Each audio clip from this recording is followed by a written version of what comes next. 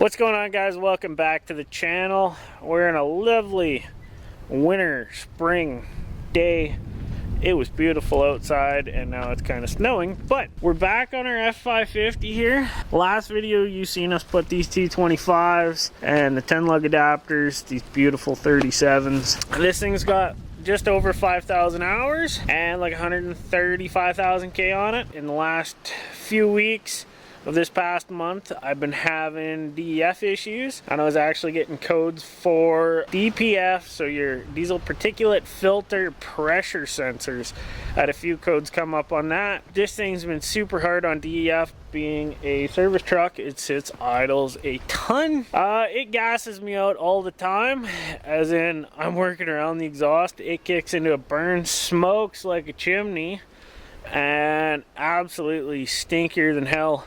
I've even had it, I've been sitting in the truck while it's doing a burn and the smell will engulf the cab and it's gross. What we're not showing you is the tuning of it. Went over to our good friends at Alpine Diesel and they threw in some AM diesel performance tuning. We did a 50 horse tune from the commercial tuning. So we're not even to the rated horsepower of what a pickup truck would be, but we're over what the factory was for this truck.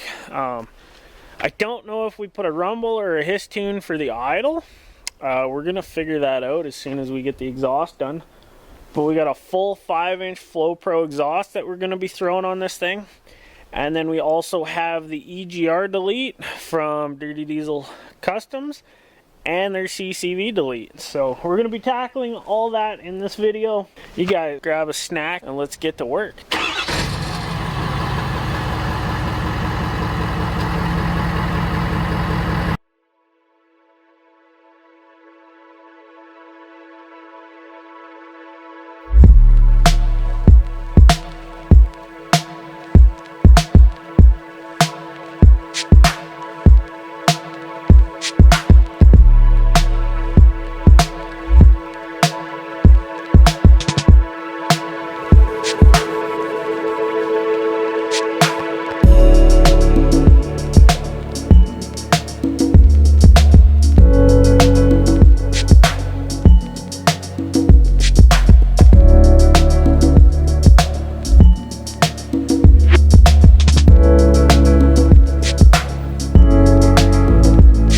We got exhaust out, we got the torpedo hanging down.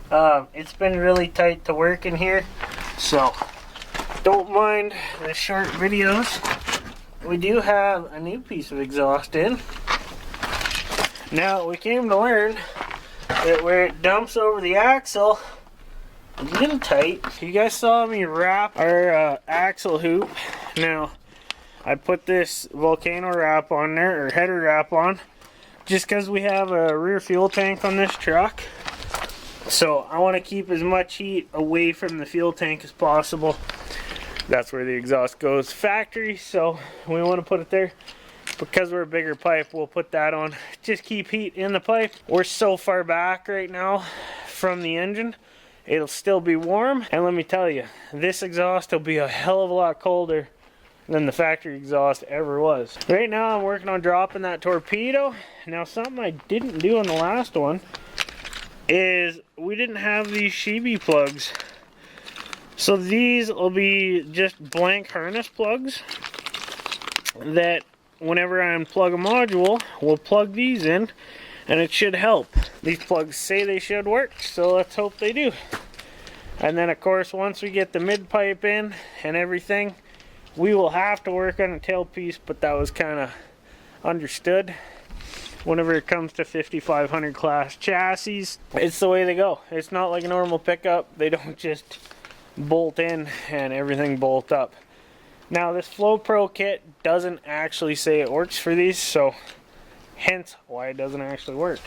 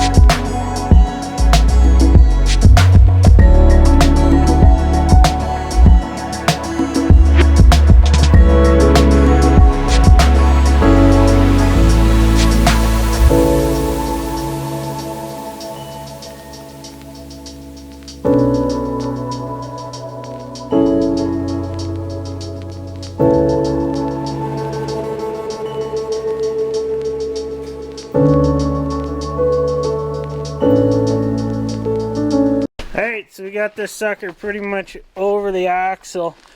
We're gonna have to rebuild the rear axle piece tomorrow. There's where our pipe comes out. Pretty good clearance. We have it doing a little bit of a sideways and then over. We might have to angle it a little bit more. And then I want to bring the pipe down and then back. So there she is. We ended up adding a 4-foot section of pipe from what was provided. That thing is massive. Everything seemed to fit. We're gonna add another couple hangers on this thing, just with it being so long. And then our rear hangers, we're gonna modify them a little bit because we're only using the one right now. Bend that other one in. We'll make something happen there.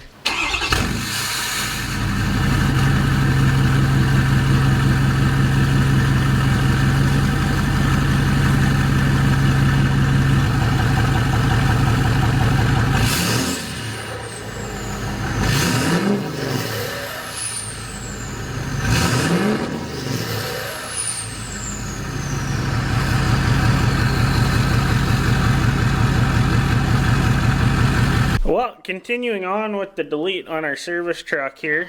It's a couple days since the last part of the video.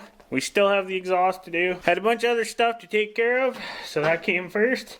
But back to this. So today, we're doing the EGR delete. So the EGR is this big hunk of shit right here. So we're gonna go ahead, remove that guy. And then of course the CCV delete, which is that little breather box there. And when you delete that, you just put a hose in place. So that'll be good to do. Alright, so here's the final product. Now, my time lapse really did not work, but you guys wouldn't have been able to see a lot. If you do want to see more of how to do that, go to my other video. It does show a little bit more, but we'll cover the basis. Now, we went with the Dirty Diesel delete kit. Of course, the beautiful red anodized plates. The EGT probe that we're using is just, that was in your EGR crossover pipe. Now you can delete that, or you can pull that adapter out and put an aftermarket EGT sensor in. We will be doing that, I just don't have it yet. You gotta pull the intake and your box out pretty self-forward to get to the very back bolts on the EGR. So this is the front of the EGR, this is the back. There's this bolt, which is fairly easy to get to. Or no, sorry, this one's fairly easy to get to, the top one. The bottom one's a pain. I got lots of questions on the last video on how I did it, but it ends up way back in there. So I actually went through here under the PCM and then just had a series of extensions to get over and then down at that bolt. And then the top one, you just go from the top and down. Be creative with it. Try and be as lazy as possible, and that will make it the easiest to get those bolts out. Yeah, so it's pretty self-forward. You know, it's 7 bolts. You got 3 on the bottom, 3 on the top, 1 there. Now, I did have issues. This will be a good thing to show you guys. I'm just trying to not spill a bunch of coolant on the ground for the dogs to drink. But this down pipe for the EGR, we actually stripped the 1 bolt. So I left this down pipe on and really had no issues with it. So if you have that similar issue, there you go. Now you have the answer. It's still a little complicated to get it out, but, and then that sucker holds a lot of coolant. So when you go to refill afterwards, expect to have some leftovers. That's kind of just part of the plan. Now the CCV, really easy to do. There's 4 bolts on it. It's pretty simple. But you got that first little block off plate, and then you got the one in the back that your hose connects to. I'm gonna route a hose up and over, and I'll show you guys that. This is just a temporary setup. But they actually want you to send it straight down. You can do that, but you'll find that you'll have a little bit of oil drip every now and again just from the blow-by. So what I like to do is I actually run it up across the intake and then down the passenger side, and then you just don't have as much smell on the driver's side when it's venting. These things vent all the time. That is the only way the engine's going to breathe, and every engine has a little bit of blow-by. It's not excessive, but it is what it has. So I imagine you might be able to do this without deleting your truck. I'm just not sure how it'll function. And then there's just your intake block off. It's just a little condom with a clamp. It's pretty simple stuff. So, but cleans up under the hood quite good. There you can see our new CCV line. Comes off that red block. Follow it up. So that stuff, it's just a braided air brake hose. We run it down passenger side. And then if you come over to the back of the fender well, you can see it there kind of dip down. Cleaned up a few other little things, just wiring. Now, one of the things I really didn't show you guys is these shibby harness plugs.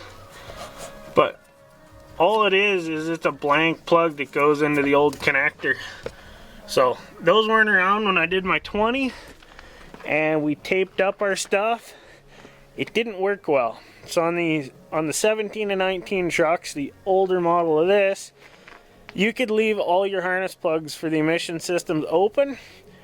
When you delete those trucks, the channels turn off to the ECU. These ones, so even though that there's nothing connected to them, if you have power backfeed on that channel, so like you have water that shorts out a connector, and it sees power coming back to the ECU on one of those channels, it throws codes and you get a whole bunch of issues.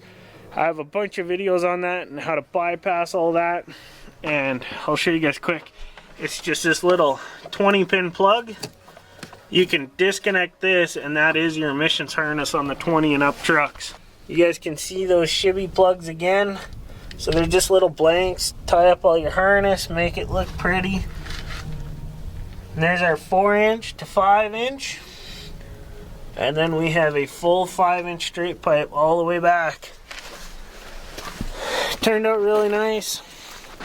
And then out on the back here, we remounted the mud flaps. We moved those ahead and then built the exhaust so it comes out the back. Beautiful 5 to 8 trigger tip. And then you guys can see, comes out, looks really, really good. I like the sound of it. We'll go for a drive here and give you guys some driving sounds. But yeah, what do you guys think?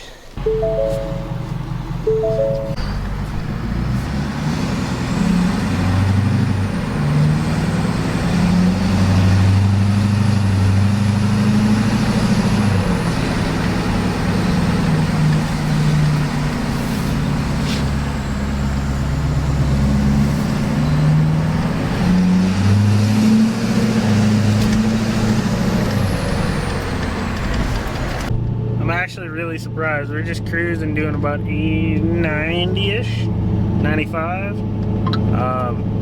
It's dead quiet in the cab. Like, it kind of hums the same as it did back when we weren't deleted. And these new tires are super quiet compared to the old ones. So, really happy with how it sounds. I gotta see what I can do to recalibrate the speedo from doing the tires, because we're probably about 15k an hour. So, cruising at 100, she's gonna be, yeah. And just for town driving, I gotta get that figured out. But yeah, super happy with how the exhaust is. It doesn't really drone. And like, you get into it, and it's not crazy loud inside the cab. So, really happy with how that all turned out. So, we're gonna keep driving. We're gonna see what the, coolant temperatures and all that's doing, but we're sitting about 194, and transmission temps just getting to about 200 degrees here in Fahrenheit. So we do have those SB low temp high flows in it, so kind of cool to see how this is going to do. But the truck idles so much lower, or doesn't idle, but just sits so much lower now with the tall tires.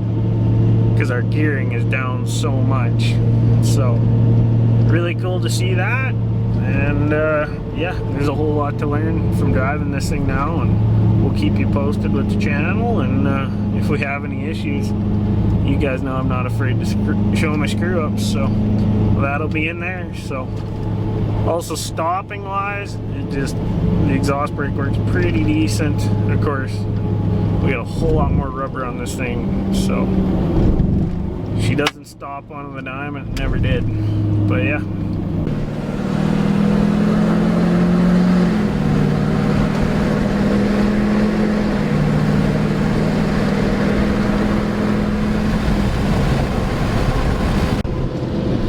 Here's where we're sitting on temperatures.